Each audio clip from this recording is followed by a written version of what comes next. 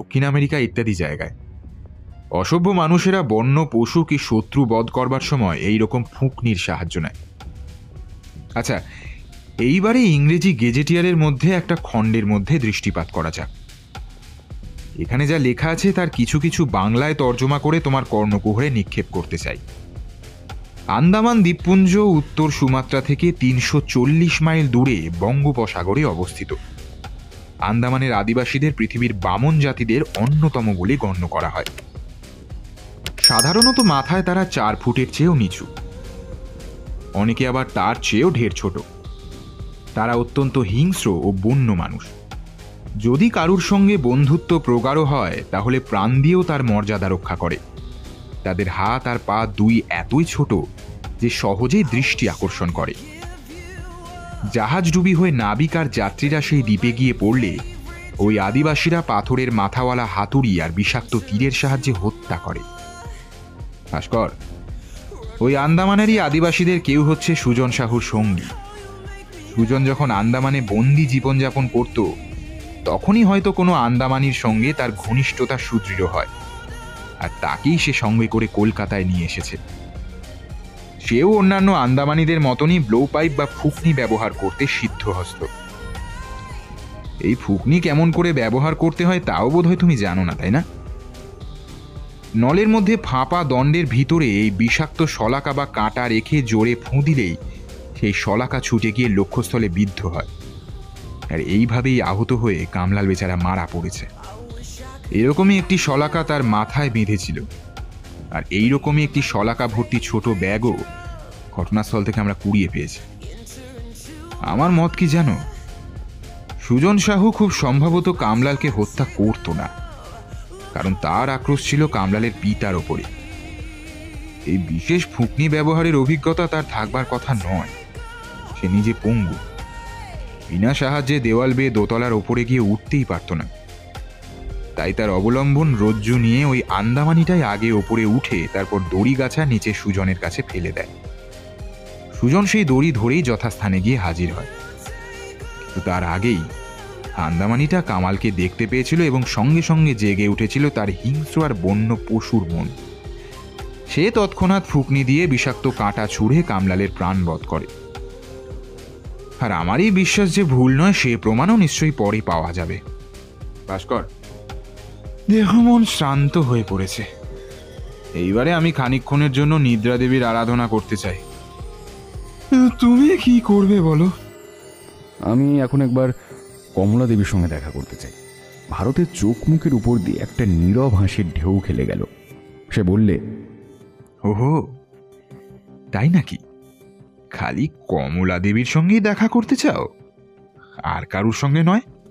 মনে মনে উত্তপ্ত হয়ে আমি বললুম, হ্যাঁ, সেই সঙ্গে চিত্রা দেবীর সঙ্গেও আমি দেখা না করে আসবো না। যেসব ঘটনা ঘটছে সেগুলো তাদেরও জানা দরকার, তাই না? না জানালেও দোষ হবে না বন্ধু হয়ে। মেয়েদের ধাতে গুপ্ত কথা সয় না। তারা যার তার কাছে সব জাহির করে ফেলতে পারে। তবে তোমার যখন ইচ্ছে হয়েছে সেই ইচ্ছে আমি বাধা দিতে চাই না, কারণ তোমার এই ইচ্ছে হচ্ছে দূরস্থ নদীর মতন। এবং কে না জানে যে কবিরা বলেছেন, পর্বত গুহা ছেড়ে নদী যখন বাইরে বেরিয়ে পড়ে তখন কার সাধ্য রোধে তার গতি। অতএব শুভস্য শীঘ্রম। কারণ চিত্রাদেবীও হয়তো শুষ্ক বালুচরের মতন নদীর স্নিগ্ধ স্পর্শ পাওয়ার আশায় ব্যাকুল হয়ে বসে আছেন। দুর্মুখ ভারত বেকায়দায় পেলে কাউকে ছেড়ে কথা কয় না। সব কথা শুনে কমলা দেবী হাসতে হাসতে বললেন, এই যে দেখছি রীতিমতো রোমান্স। গুপ্তধন, দুরাত্মা, নরখাদক, অসভ্য, বিপন্না তরুণী, আবার উদ্ধারকর্তা বীর পুরুষ। চিত্রা এক মুহূর্তের জন্য আরচোকে আমার দিকে তাকিয়ে সলজ্জে হাসি হেসে মুখ ফিরে নিলে অন্যদিকে। কমলা দেবী বললেন, চিত্রা, তোর ভবিষ্যৎ নির্ভর করছে এই মামলার ফলাফলের উপরে। কিন্তু হাতে 7 রাজার ধন আসবার সম্ভাবনা থাকতেও তোর মুখে তো কোনোই আগ্রহের চিহ্ন দেখছি না। মনে মনে ভেবে দেখ, এত টাকা হাতে এলে তোর পায়ের তলায় তো পৃথিবী এসে পড়বে রে। চিত্রা অতিশয় সহজভাবেই বললে, পিসিমা, দুনিয়ায় টাকাই সব নয়। টাকার জন্য আমার মনে কোনো আগ্রহই নেই, কিন্তু শ্যামলাল বাবুর জন্য আমার অত্যন্ত দুশ্চিন্তা হচ্ছে। গোড়া থেকেই তিনি আমার প্রতি যেরকম ভদ্র ব্যবহার করে আসছেন তার কোনো তুলনাই হয় না। আমার প্রতি সুবিচার করতে গিয়ে তিনি আজ এই বিপদে পড়েছেন। তার মঙ্গলের জন্য এখন আমাদের সকলকে প্রাণপণ চেষ্টা করতে হবে। চিত্রার কথা শুনে তার প্রতি আমার শ্রদ্ধা আরও বেড়ে উঠল। আমি বললুম, চিত্রা দেবী, আপনার কোনো আশঙ্কাই নেই। আমার বন্ধু ভারত শ্যামলবাবুকে নিশ্চয়ই বিপদ থেকে উদ্ধার করবে। চিত্রা বললে, আপনাদের সদাসহায়তাও আমি কোনোদিন ভুলতে পারবো না। আমি কোথাকার কে বলুন, অথচ আপনারা আমার জন্য এত করছেন। আমি কোনো জবাব দিলুম না, কেবল এক দৃষ্টিতে তাকিয়ে রইলুম চিত্রার মোহনীয় মুখের দিকে। চিত্রা বলছে সে কোথাকার কে, কিন্তু সে যে আমার কতখানি, এ কথা যদি জানতে পারত।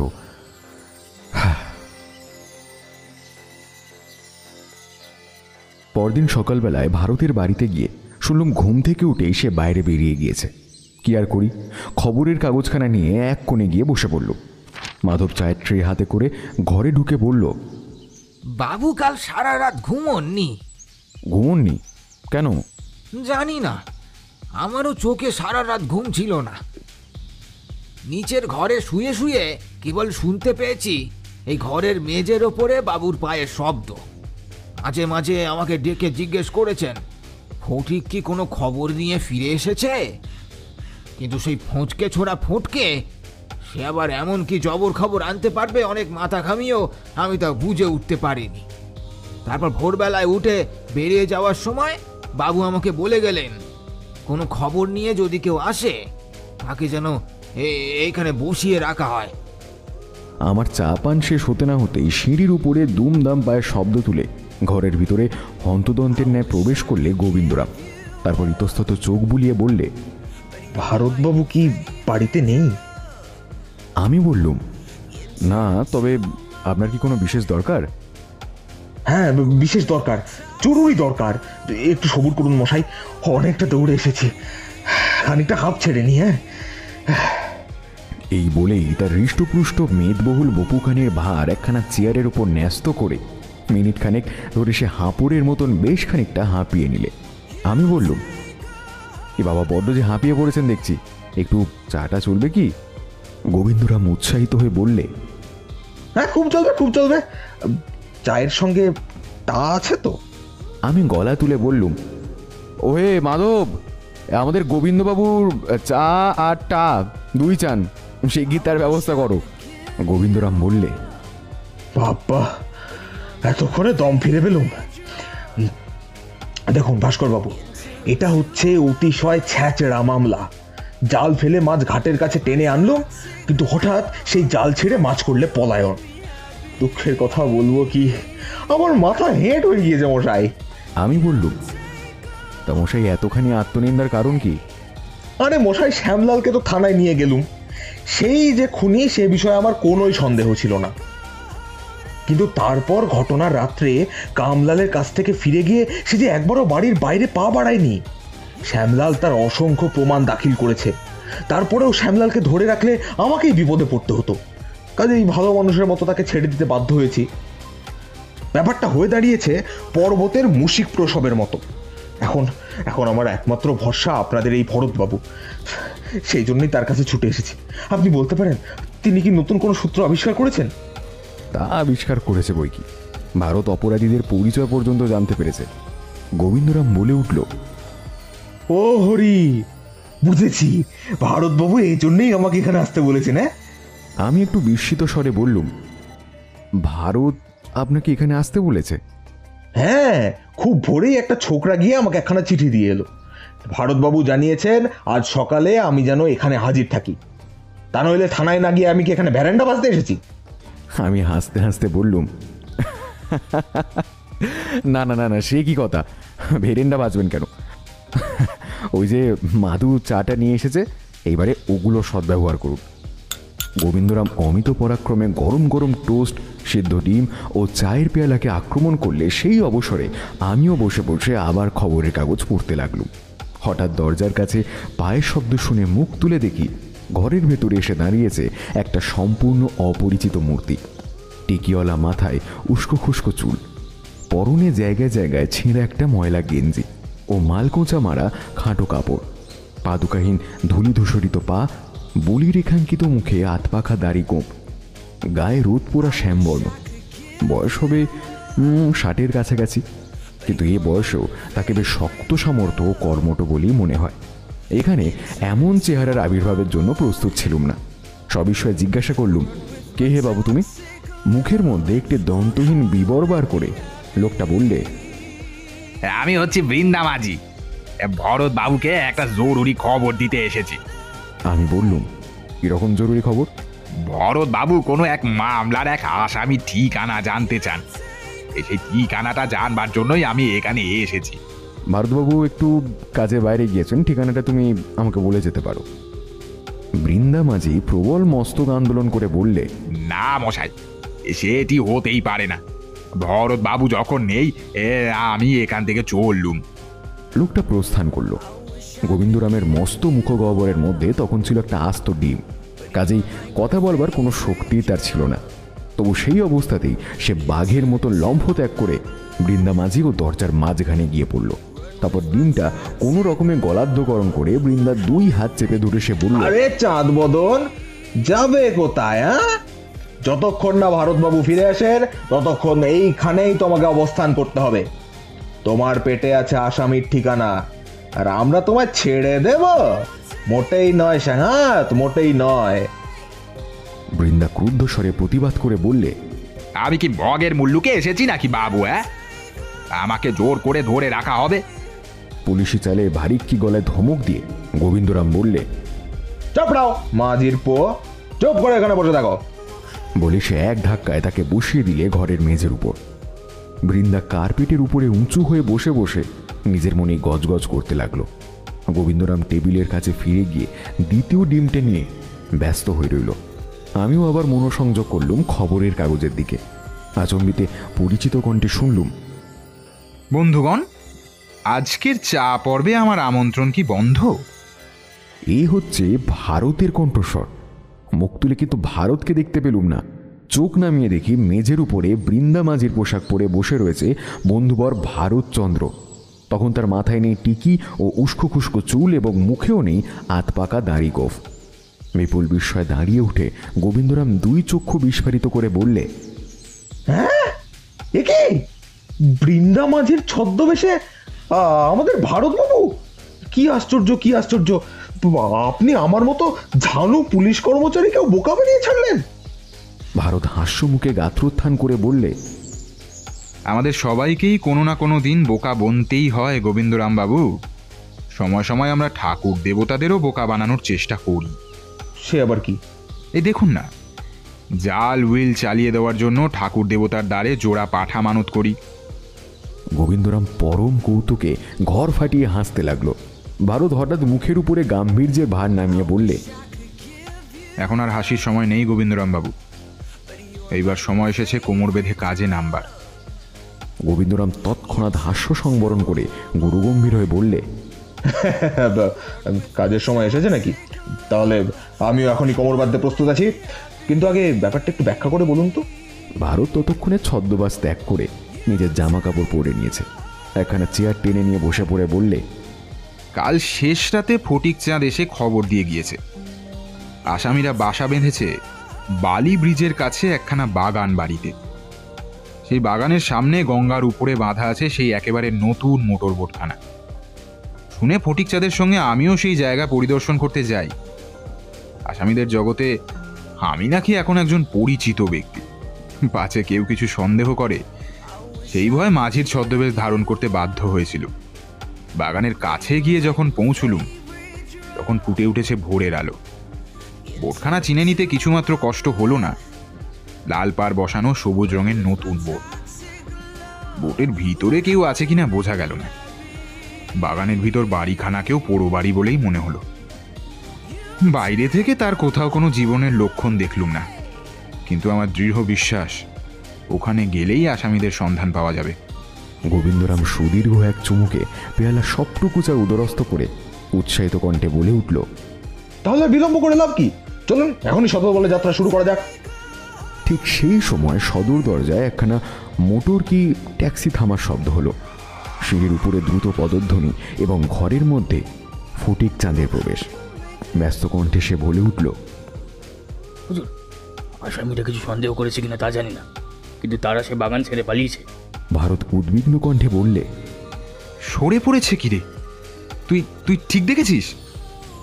আপনি চলে আসবার খানিক পরেই আমি দূর থেকে দেখলাম একটা দাঁড়িওয়ালা খোঁড়া লোক, আর ওই একটা বাঁদরের মতো দেখতে কালো ছোঁড়া বাড়ি থেকে বেরিয়ে বোটে গিয়ে উঠলো। ওই খোঁড়া লোকটার কাঁকালে ছিল একটা তোরঙ্গ। তারপরেই তার নগর তুলে বোটখানা ছেড়ে দিল।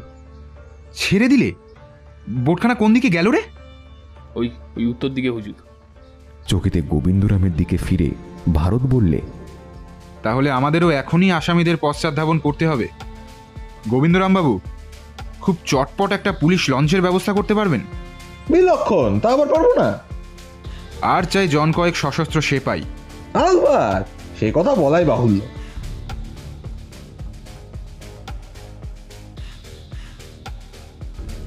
লঞ্চে উঠে ভারত আমাকে শুধলে, ভাস্কর, আমরা সকলেই সশস্ত্র, তুমিও কোনো অস্ত্রশস্ত্র সঙ্গে এনেছো নাকি? তোমাদের দেখা দেখি আমিও এনেছি বই কি, একটা রিভলভার। ভালো ভালো, কিন্তু অধিকন্তুতে দোষ নেই। আচ্ছা গোবিন্দরাম বাবু, আপনাদের এই লঞ্চখানা বেশ দ্রুতগামী তো? সে বিষয়ে সন্দেহ নাস্তি। পোর্ট পুলিশের এই লঞ্চগুলো তৈরি হয় নদীর বুকে অপরাধীদের পশ্চাতে ধাবমান হওয়ার জন্যই। তাহলে লঞ্চখানা পূর্ণ বেগে চালানোর ব্যবস্থা করুন। জানেন তো, আমাদের যেতে হবে উত্তর দিকে। গঙ্গার জল কেটে লঞ্চ প্রবল বেগে ছুটতে লাগলো উত্তর দিকে। তখন বেলা প্রায় 11টা। গঙ্গার ঘাটে ঘাটে স্নানার্থীদের জনতা। ঘাটের পর ঘাট এবং বাগবাজারের খাল ছাড়িয়ে আমরা ক্রমে অগ্রসর হতে লাগলাম বালি ব্রিজের দিকে। ক্রমে বাঁয়ে ঘুঘুরির ট্যাঙ্ক ও বেলুর মঠের মন্দির, এবং ডাইনে ইলেকট্রিক কর্পোরেশনের কারখানা ও পরে বালি ব্রিজ ও দক্ষিণেশ্বরের মন্দির ছাড়িয়ে লঞ্চ ছুটতে লাগলো আরও উত্তর দিকে। লঞ্চের উপরে প্রস্তুত হয়ে দাঁড়িয়েছিল 6 জন বন্দুকধারী সেপাই। তারা নদীর অন্যান্য জলযানের যাত্রীদের ত্রষ্ট দৃষ্টি আকর্ষণ করতে লাগলো, কিন্তু তখনও পর্যন্ত আমাদের দৃষ্টি আকর্ষণ করতে পারলে না কোনো সন্দেহজনক পলায়মান নৌকা। ইতস্তত ব্যগ্র দৃষ্টি নিক্ষেপ করতে করতে গোবিন্দরাম বললে, আরে মশাই, খুনে বেটারা শেষ পর্যন্ত আমাদের চোখে ধুলো দেবে নাকি? ভারত স্থিরভাবে দাঁড়িয়েছিল, সহজ স্বরে বললে, সবুর করুন, মেওয়া ফলবেই ফলবে। আমি কিন্তু দৃষ্টিসীমা পর্যন্ত নজর চাইলেও নদীর উপরে সবুরে মিয়া ফলবার কোনো লক্ষণই দেখতে পেলুম না। ছোট বড় অনেক জলযানী আসছে আর যাচ্ছে, কিন্তু তাদের মধ্যে কোথায় সেই সবুজ রঙের উপরে লাল ডোরাটানা নতুন বোট, তা তো দেখতে পেলুম না। চোখে দূরবীন লাগিয়েও ভারত গঙ্গার 2 তীরের উপরেই সাবধানী দৃষ্টি সঞ্চালন করতে লাগলো। যদি আর কোথাও নতুন আসতে না পেয়ে বোটখানা আবার কোনো ঘাটের কাছে নোঙর করা থাকে সেই চিন্তায়, কিন্তু কোথাও নেই তার কোনো চিহ্ন। গোবিন্দরাম চিৎকার করে বললে, আরো জোরে লঞ্চ চালাও, আরো জোরে! লঞ্চের গতি বেড়ে উঠল অধিকতর। লঞ্চ ছুটল আরও প্রায় ঘন্টা দেড়েক ধরে। অবশেষে গোবিন্দরাম হতাশভাবে বললে, আর বৃথা চেষ্টা, ব্যাটারা কোনো তীরে উঠে চম্পট দিয়েছে। ভারত বললে, আর বোটখানা, সেটা কি তারা ঘাড়ে করে বয়ে নিয়ে গিয়েছে? গোবিন্দরাম বললে, আপনার এমন সন্দেহ অসঙ্গত নয়, অন্তত আমি হলে তাই করতুম বটে। কিন্তু কেন জানি না আমার মনে হচ্ছে যে এই বিপদগ্রস্ত পলাতকরা ততখানি উপস্থিত বুদ্ধির পরিচয় দিতে পারবে না। তারা মনে করবে কলকাতা ছেড়ে যতই বেশি দূরে গিয়ে পড়বে ততই বেশি নিরাপদ হতে পারবে। আরে আরে খুব দূরে ওটা কি দেখা যাচ্ছে বলুন দেখি? গোবিন্দরাম সাগ্রহে বলে উঠল, কি দেখা যাচ্ছে, কি দেখা যাচ্ছে? কই, আমি তো কিছু দেখতে পাচ্ছি না। এই নিন, আমার দূরবীনটা চোখে লাগিয়ে দেখুন। দূরবীনের মধ্য দিয়ে কয়েক মুহূর্ত দৃষ্টি চালনা করে গোবিন্দরাম লাফ মেরে বলে উঠল, মোটর বোট, মোটর বোট, একখানা সবুজ রঙের মোটর বোট শো শো করে জল কেটে ছুটে যাচ্ছে। এই, আরো জোরে লঞ্চ চালাও, আরো জোরে, আরো জোরে! এইবারে আমিও দূরবীনটা হস্তগত করে চোখ লাগিয়ে দেখলুম। গঙ্গার মাঝখানটা ফেনুচ্ছ্বাসে চিহ্নিত করে একখানা সবুজ রঙের মোটর বোট সত্য সত্যই দ্রুত বেগে ভেসে চলেছে। বিপুল আনন্দে উদ্ভ্রান্তির মতন ছুটোছুটি করতে করতে গোবিন্দরাম চিৎকার করতে লাগলো, জোরে চালাও, আরো জোরে, আরো জোরে, বেটাদের এইবারে হাতের কাছে পেয়েছি, আর চাই কোথায়, এবারে বধিব ঘুঘু তোমারও পরাণ। ভারত হেসে ফেলে বললে, ওদের হাতের কাছে পেয়েছেন বটে, কিন্তু এখনো মুঠোর ভিতর পাননি। আপনার দাপাদাপিতে লঞ্চখানা টলমলিয়ে উঠেছে। শেষটা টাল সামলাতে না পেরে আপনিও ঝপাং করে জলের ভিতর পড়ে যেতে পারেন, সুতরাং হুঁশিয়ার। গোবিন্দরাম তৎক্ষণাৎ লম্পঝম্প বন্ধ করে বললে, ঠিক ঠিক বলেছেন ভারতবাবু, জলের ভেতরে পড়লে আমার আর রক্ষে নেই। আমি না একটু সাঁতার জানি না, জলে পড়লে একেবারে চো চো করে তলায় গিয়ে হাজির হব। লঞ্চ তখন জল কাটতে কাটতে ছুটে চলেছে রীতিমতো উদ্দাম বেগে। আহত গঙ্গা প্রতিবাদ করতে লাগলো কলকল্লোলে একটানা। আসামিদের বোটখানাও খুব জোরে ছুটছিল বটে, কিন্তু তার গতি তারা আরও বেশি বাড়াতে পারলে না। লঞ্চ আর বোটের ব্যবধান ক্রমেই কমে আসতে লাগলো। অবশেষে তার গতিবিধি লক্ষ্য করবার জন্য আর আমাদের দূরবীনের দরকার হলো না। নগ্ন চোখেই স্পষ্ট দেখা যেতে লাগলো তার সমস্ত খুঁটিনাটি।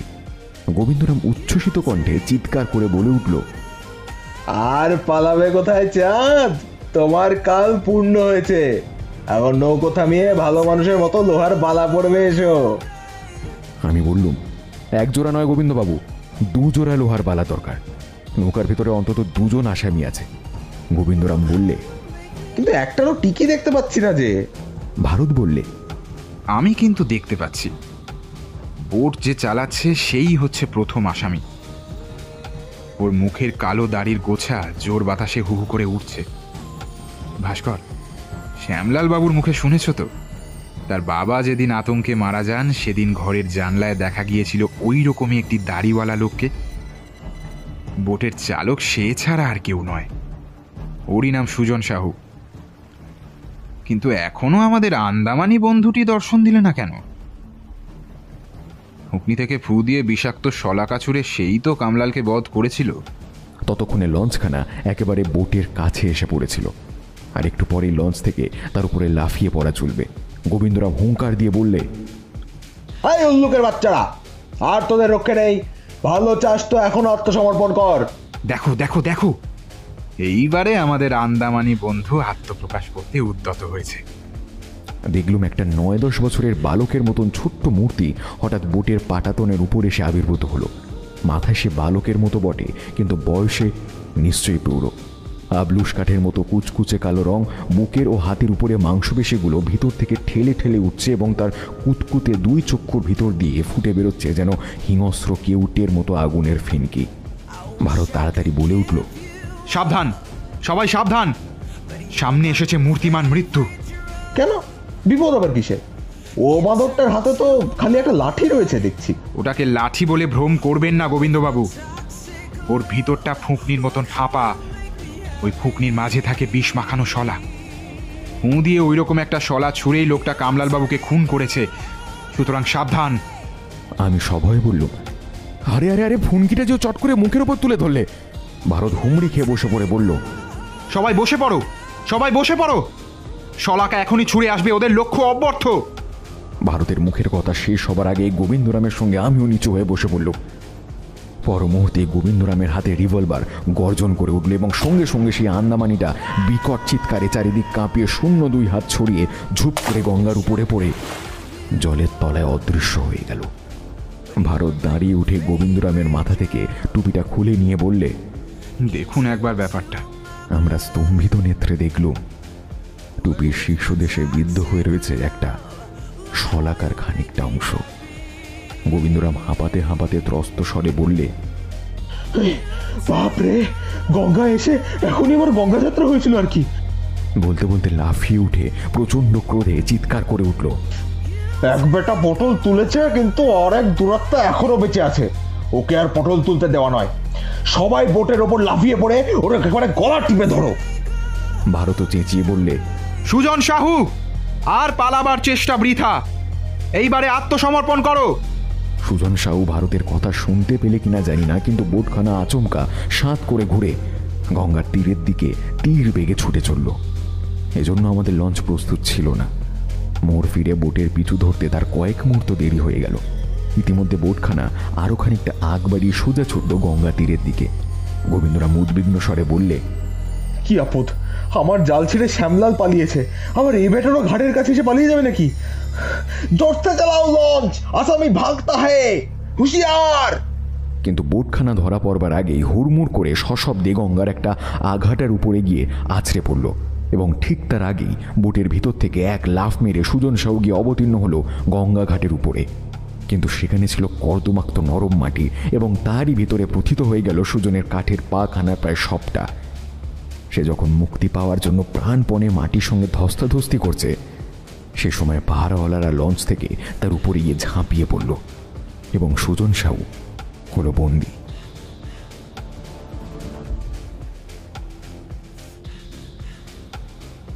বোটের ভিতর থেকে রত্নের বাক্সটা লঞ্চের উপর এনে স্থাপন করা হলো। বাক্সের ডালা ছিল তালাবন্ধ।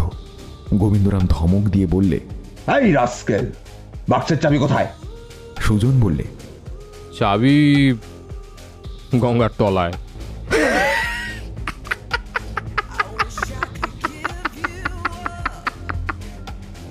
বলে সে কর্কশ স্বরে হো হো করে অট্টহাস্য করতে লাগলো। এই অসাময়িক হাসির বহর দেখে গোবিন্দরাম বিস্মিত হয়ে বললে, আরে মোলো, হাত কড়া পড়ে আবার হাহা করে হাসি হচ্ছে? একটু সবুর করো না, গুতোর চোটে বাবা বলতে হবে। ভারত বললে, সুজন, চুরি করতে এসে তুমি মানুষ খুন করলে কেন? সুজন হাসি থামিয়ে বললে, কে খুন করেছে? আমি খুন টুন করিনি। খুন করেছে ওই তোঙ্গা হতভাগা। তোঙা? ওটাই বুঝি আন্দামানিটার নাম? হ্যাঁ, আমার বিশ্বস্ত চাকর তোঙ্গা। কিন্তু সে যদি বোকার মতো ওই খুনটা না করতো তাহলে আজ তোমরা আমাকে গ্রেপ্তার করতে আসতে না। আসতুন না মানে? চোর ধরাই তো আমাদের পেশা। সুজন মৃদু হাস্য করে বলল, এখানে আসল চোর যে কে সেটাই হচ্ছে কথা। ওই গুপ্তধনের বাক্সটা অন্তত 400 বছরের পুরনো। ওটা ছিল রানী দুর্গাবতীর সম্পত্তি। রামচন্দ্র সিংহ আমাদের চোখে ধুলো দিয়ে ফাঁকতালে বাক্সটা দখল করেছিল। ওই গুপ্তধন আমাদের হাতে এলে রামবাবু কি তার ছেলেরা কেউ পুলিশে খবর দিতে পারতো না, কারণ আইনে গুপ্তধনের দখলই সত্ত্ব সরকারের হয়। কাজেই গুপ্তধন যে তাদের হাতছাড়া হয়ে গেছে পুলিশের কাছে খবর পৌঁছতো কেমন করে? থানায় খবর দিলে আগে তো তাদেরই জবাবদিহি করতে হতো কেন তারা সরকারের সম্পত্তি এতদিন লুকিয়ে রেখেছিল। আচ্ছা, ওই রত্ন সিন্দুকটা কার সম্পত্তি সেসব নিয়ে পরে মাথা ঘামানো যাবে। এখন প্রশ্ন হচ্ছে, ওই সম্পত্তির সন্ধান তুমি পেলে কেমন করে? সন্ধান পেলাম কেমন করে সে অনেক কথা, সবিস্তারে বলবার ধৈর্য বা আগ্রহ কোনোটাই আমার নেই। তবে নিতান্তই যদি শুনতে চান, মোদ্দা কথাগুলো সংক্ষেপে বলতে পারি। স্কুল কলেজেও ইতিহাসকে আমি ঘৃণা করতাম। তোমার মুখে কোনো দীর্ঘ ইতিহাস শুনতে আমি আজও রাজি নই। তুমি সংক্ষেপেই বলো। ভারতবাবু, একটা সিগারেট ধরানো যাক নাকি? ভাস্করবাবু, ও আচ্ছা, আপনি তো ওরসে বঞ্চিত। আমরা তিনজনে একখানা আসন টেনে নিয়ে সুজন সাউর সামনে বসে পড়লাম। ভারত ও গোবিন্দরাম নিজে নিজে সিগারেটে অগ্নি সংযোগ করল। সুজন ধীরে ধীরে বলতে লাগলো, উত্তরপ্রদেশের বীরাঙ্গনা রানী দুর্গাবতীর নাম ভারতের ইতিহাসে বিখ্যাত হয়ে আছে। গড়মণ্ডলে ছিল তার রাজধানী। বাদশাহ আকবর তার রাজ্য অধিকার করতে এলে তিনি সসৈন্যে বাধা দেন। যুদ্ধযাত্রা করবার সময় তিনি রাজধানী ছেড়ে যখন বেরিয়ে আসেন, তখন নিজের অনিশ্চিত পরিণামের কথা ভেবে পথের মধ্যে তার এক বাগান বাড়ির ভেতরে মাটির তলায় নিজের এই রত্ন সিন্দুকটা পুঁতে রেখে যান। আকবরের সঙ্গে যুদ্ধে অতুলনীয় বীরত্ব দেখিয়ে রানী দুর্গাবতী যে রণক্ষেত্রে প্রাণত্যাগ করেন, ইতিহাসে সে কথা স্পষ্ট ভাষায় লেখা আছে। তারপর কেটে যায় শতাব্দীর পর শতাব্দী। রানী দুর্গাবতীর সেই উদ্যান প্রাসাদকে গভীর অরণ্য আত্মসাৎ করে ফেলে। ক্রমে লোক তার কথা ভুলে যায় এবং সেই গুপ্তধনের গুপ্ত কথাও ঢাকা পড়ে যায় মাটির তলায়। এবার নিজের একটু পরিচয় না দিলে চলবে না। যে সুনিপুণ গোয়েন্দা আমায় গ্রেপ্তার করেছেন তার কাছে আত্মগোপন করেও লাভ নেই। প্রথম যৌবনে আমি ছিলাম এক দস্যু দলের সর্দার। বাংলা, বিহার, উত্তরপ্রদেশের নানা জায়গায় ডাকাতি করে বেড়াতাম। সেই সময় জব্বলপুরের কাছে আমরা একটা ধনী গৃহস্থের বাড়ি হানা দিই। বাড়ির কর্তাকে যখন হত্যা করতে উদ্যত হই, তখন সে কাকুতি মিনতি করে জানায় আমরা যদি তাকে প্রাণে না মারি তাহলে সে আমাদের এক অগাধ গুপ্তধনের সন্ধান দিতে পারবে। তা আমরা তাকে অভয় দিই। তারপর তার কাছ থেকে পাই রানী দুর্গাবতী সেই গুপ্তধনের একখানা নকশা আঁকা কাগজ। শুনলাম ওই নকশার যেখানে ত্রিশূলের চিহ্ন আছে সেখানটা খুঁড়লেই গুপ্তধনের সন্ধান পাওয়া যাবে। কিন্তু নকশাটা আমাদের হাতে সমর্পণ করেও সেই হতভাগ্য গৃহস্থ নিজের প্রাণ রক্ষা করতে পারল না। আমার বিনা অনুমতিতেই আমাদের দলের এক দুরাত্মা বন্দুক ছুঁড়ে তাকে মেরে দিল। সেই হত্যাকাণ্ড আর ডাকাতির পর আমরাও আত্মরক্ষা করতে পারলাম না। আমার আর 3 জন সঙ্গীর সঙ্গে আমিও ধরা পড়লাম। সেই 3 জন সঙ্গীর নাম হচ্ছে আবদুল্লাহ খাঁ, দোস্ত মোহাম্মদ আর হাজি মোহাম্মদ।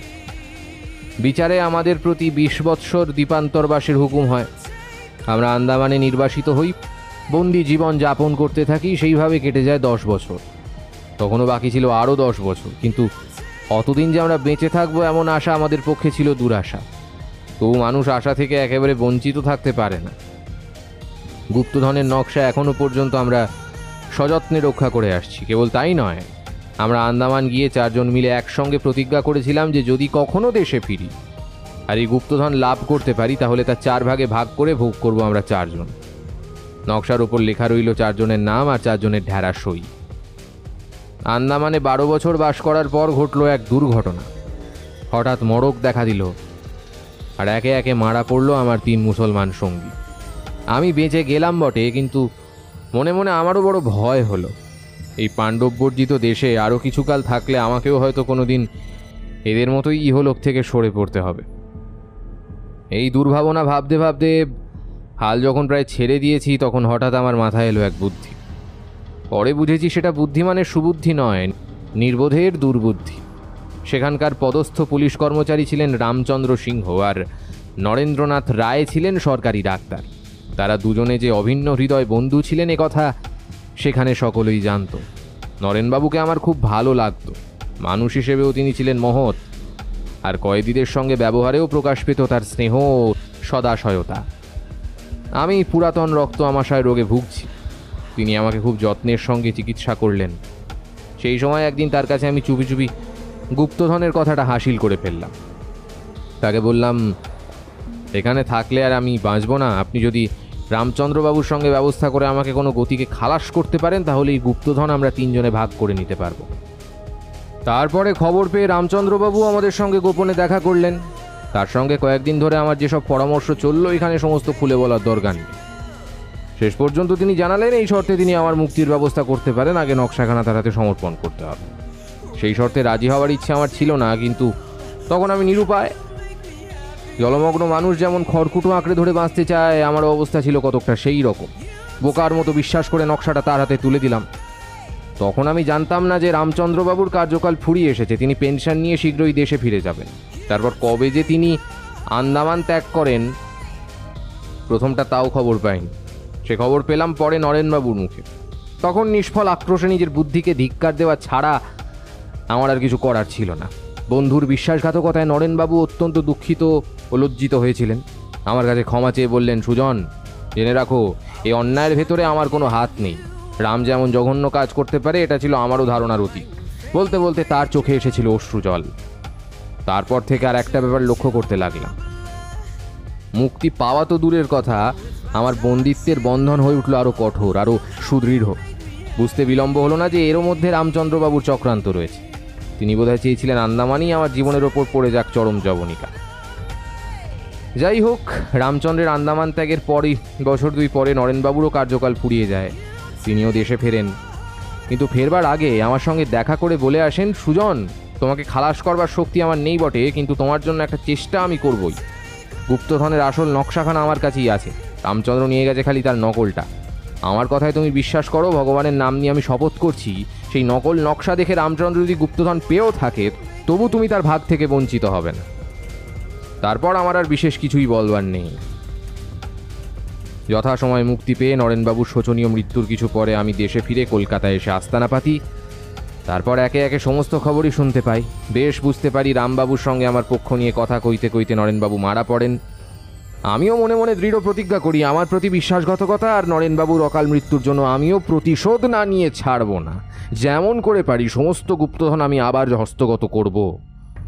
সেই প্রতিজ্ঞা করবার পর থেকে আমি ছায়ার মতো রামবাবুর পেছনে পেছনে লেগেছিলাম। তারপর কেমন করে তার মৃত্যু হয় সে কথাও আপনারা জানেন বোধহয়। তার মৃত্যুর পরেও আমি শ্যামলাল আর কামলালের সমস্ত খবর রাখতাম নখদর্পণ। কেমন করে রাখতাম সে কথা এখন আর না বললেও চলবে। কামলাল গুপ্তধন পুনরাবিষ্কার করছে তাও আমি ঠিক সময় জানতে পেরেছিলাম। আরও অনেক কিছুই জেনেছিলাম, নিজেও অনেক কিছুই করেছিলাম, কিন্তু সব কথা বলতে আর ভালো লাগছে না। আসল ব্যাপার তো শুনলেন, এবার আমাকে একটু বিশ্রাম করতে দিন, যান।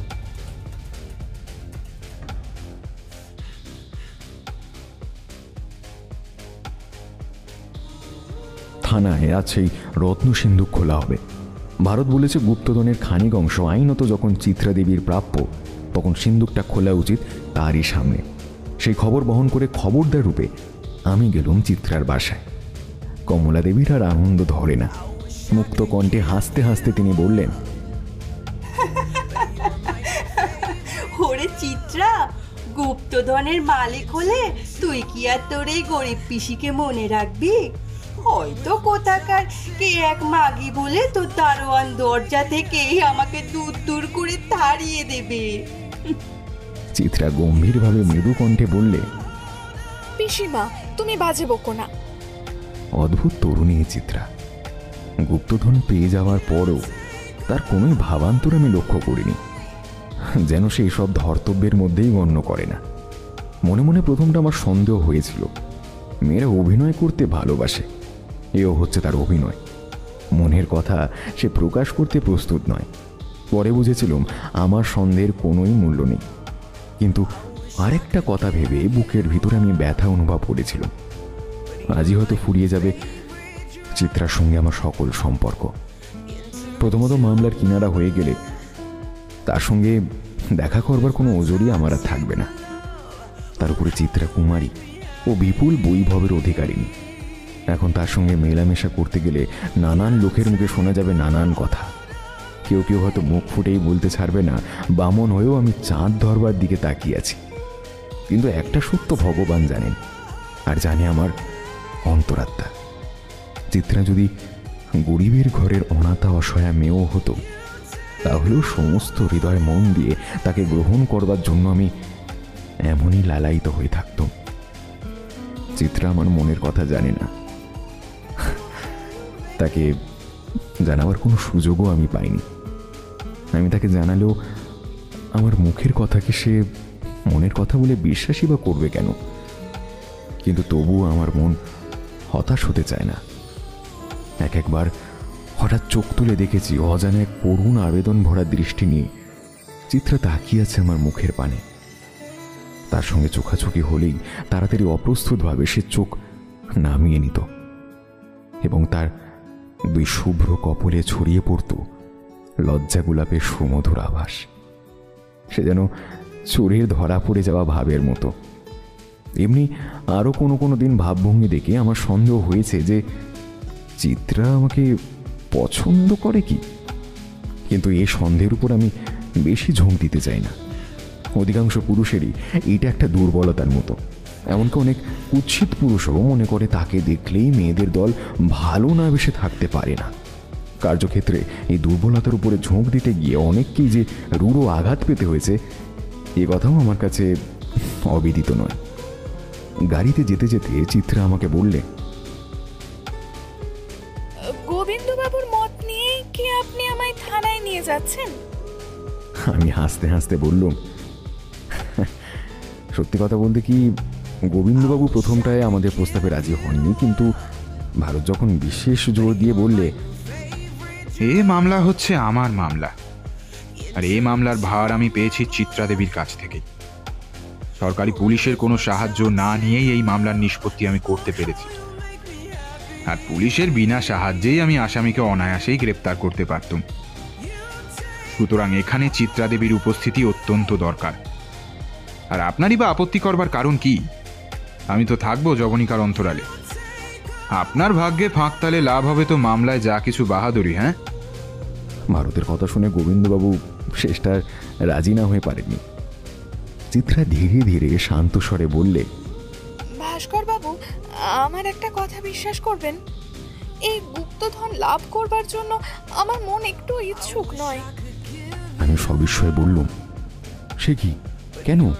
চিত্রা বললে, ভেবে দেখুন ভাস্কর বাবু, এই গুপ্তধনের জন্যই যে কজন লোক লুপ্ত হয়েছিল, একজন সুজন সাহু ছাড়া তারা তো কেউ আর বেঁচে নেই। সুজনকেও হতে হয়েছে আজ খুনের আসামি। আরও কপালে কি আছে বলা যায় না। আমার হাতে যে গুপ্তধন আসবে একথা ভেবেই তো আমার অত্যন্ত ভয় হচ্ছে। চিত্রা, এটা তোমার কুসংস্কার ছাড়ার কিছুই নয়, বিশ্বাস করো। কুসংস্কার বলতে চান বলুন, কিন্তু আমার বিশ্বাস ওই গুপ্তধনের উপরে আছে রানী দুর্গাবতীর অভিশাপ। শুনেছি যখের ধনের উপরেও নাকি এরকম অভিশাপ থাকে। কোনো অনধিকারী তা হস্তক্ষেপ করতে গেলেই মারা পড়ে। আমারই বা এই গুপ্তধনের উপরে কি অধিকার আছে বলুন তো?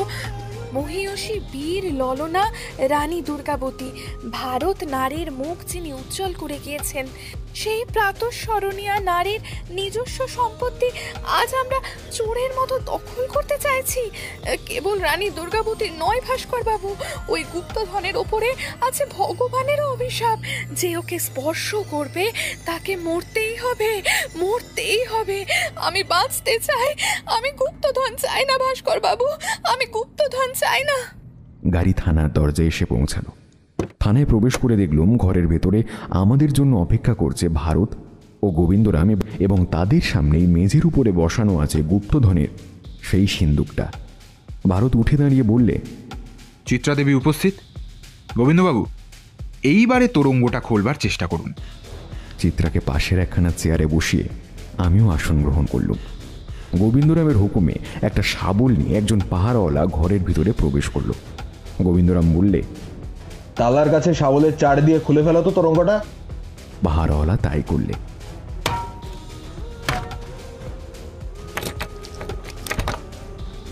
তালাটা ভেঙে গেল সশব্দে। গোবিন্দরাম তাড়াতাড়ি এগিয়ে এসে তোরঙ্গের ডালাটা তুলে ধরতে গেল। আমি চিত্রার মুখের দিকে একবার তাকিয়ে দেখলুম সত্য সত্যই সে ভয় পেয়েছে।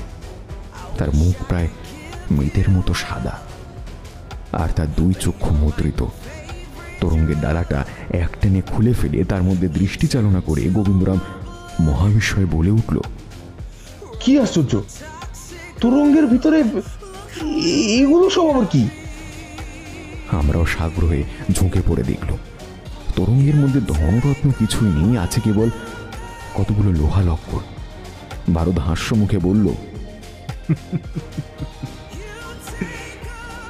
খুনের দায়ে ধরা পড়ে সুজনকে হাসতে দেখেই আমার কেমন একটা সন্দেহ হয়েছিল। সে আমাদের ফাঁকি দিয়েছে, ধনরত্নগুলো সে সরিয়ে ফেলেছে। দুজন পাহারাওয়ালা সুজন সাউকে ঘরের ভিতরে এনে হাজির করলে। সে তখন হাসতে হাসতে যেন গড়িয়ে পড়তে যায়। গোবিন্দরাম আরো বেশি খাপ্পা হয়ে বললে, হাসতে ভয় হচ্ছে না তোর? দাঁড়া না, এক্ষুনি মজাটা টের পাবি। সুজন আরো জোরে হো হো করে হেসে বলে উঠল, কি মজাটা আর দেখাতে চাও? খুনের দায়ে ধরা পড়েছি। কথায় বলে মরার বাড়া গাল নেই। সমুদ্রে ডুবে শিশি রেখে ভয় পায়। রুদ্ধ আক্রোশে কাঁপতে কাঁপতে গোবিন্দরাম বললে, তোরঙ্গের মালপত্রগুলো কোথায় রেখেছিস? সুজন খুব সহজভাবেই বলল, গঙ্গার তলায়। মণিমুক্ত হিরে জহরত সব আমি গঙ্গার জলে ফেলে দিয়ে এসেছি। ফেলে দিয়েছিস? হ্যাঁ। কোথায়? মোটর বোট চালাতে চালাতে মাইল 5 আসবার পর সেগুলো সব যেখানে সেখানে ছড়াতে ছড়াতে এসেছি। ভারত কঠিন স্বরে বললে, এতটা পরিশ্রম করবার কারণ? স্থির দৃষ্টিতে ভারতের মুখের পানে তাকিয়ে সুজন বললে, বুঝতে পারছি আমি তোমার জন্যই ধরা পড়েছি। পুলিশ আমাকে কিছুতেই গ্রেপ্তার করতে পারতো না। যখন দেখলাম পুলিশ আমার পেছনে তাড়া করেছে, তখনই স্থির করলাম যে গুপ্তধন তো আর আমার ভোগে লাগলো না, আমিও তো আর কারুর ভোগেই লাগতে দেবো না। কিন্তু গঙ্গার এক জায়গাতেই যদি আমি তোরঙ্গটা ফেলে দিই কিংবা ধনরত্নগুলো এক জায়গাতেই নিক্ষেপ করি, তাহলে তোমরা হয়তো ডুবুরি টুবুরি নামিয়ে আবার উদ্ধার করবে। তাই মাইল 5 ধরে আমি গুপ্তধন ফেলতে ফেলতে এসেছি। গঙ্গার গভীর জলের ভেতর থেকে সেসব উদ্ধার করার ক্ষমতা আর কারুর হবে না। গুপ্তধন কোথায়? হ্যাঁ, গুপ্তধন কোথায়? মা গঙ্গাকে জিজ্ঞেস করো, উনি বলবেন গুপ্তধন কোথায়।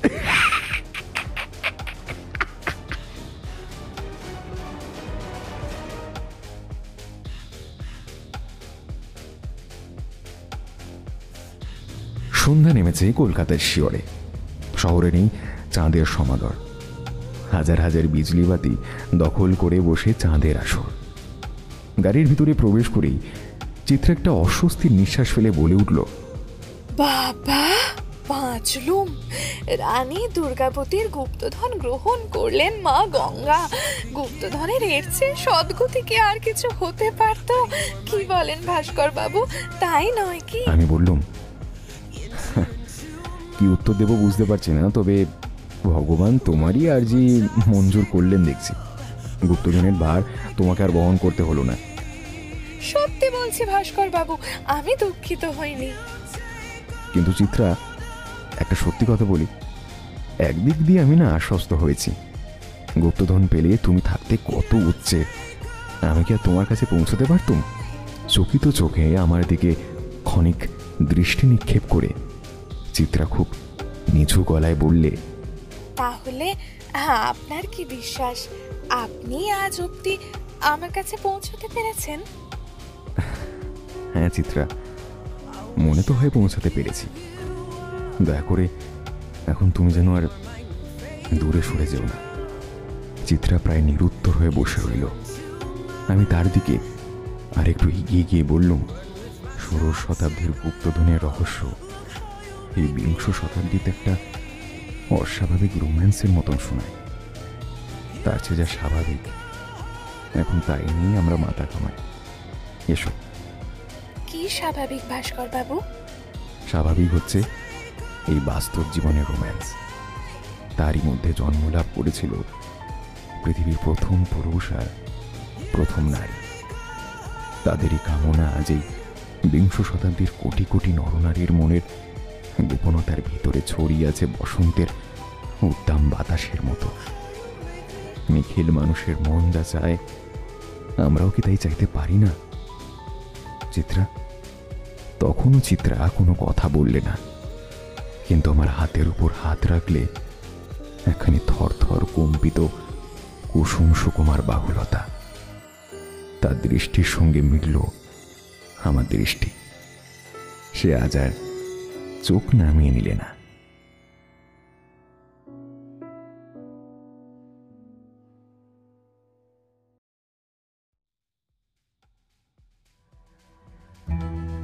শেষ হলো লেখক হেমেন্দ্র কুমার রায়ের কলমে চতুর্ভুজের স্বাক্ষর গল্প অবলম্বনে রানী দুর্গাবতীর গুপ্তধন। তবে কেমন লাগলো আজকের গল্পটি? গল্পটি ভালো লেগে থাকলে অবশ্যই আপনার বন্ধু এবং পরিবারের সঙ্গে গল্পটি শেয়ার করে দিন। আরও এরকম নিত্য নতুন গল্প শুনতে এখনই সাবস্ক্রাইব করুন আমাদের ইউটিউব চ্যানেলে। শুনে দেখতে পারেন আমাদের চ্যানেলের অন্যান্য গল্পগুলিও। তবে আজ চলি, ফিরে আসবো আরও একটি নতুন এবং রোমাঞ্চকর গল্প নিয়ে।